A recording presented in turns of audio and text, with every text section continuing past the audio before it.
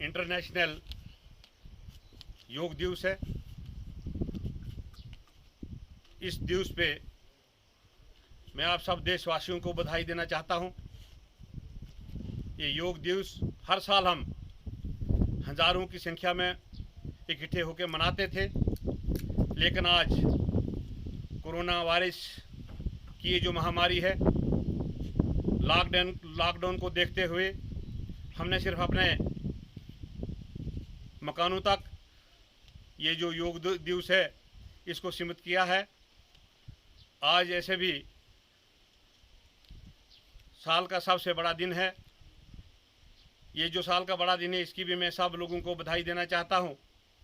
योग करने से बहुत सारी बीमारियाँ दूर होती हैं। योग करने से आपस में इत्तेफाक रहता है, तालमेल रहता है और इंसान चुस्त रहता है। इसलिए सब देशवासियों से मेरी गुजारिश है कि जो योग नहीं करते सुबह 5 बजे उठ के योग करना चाहिए, ताकि इंसान जो है वो तंदुरुस्त रहे। जय हिंद, जय भारत।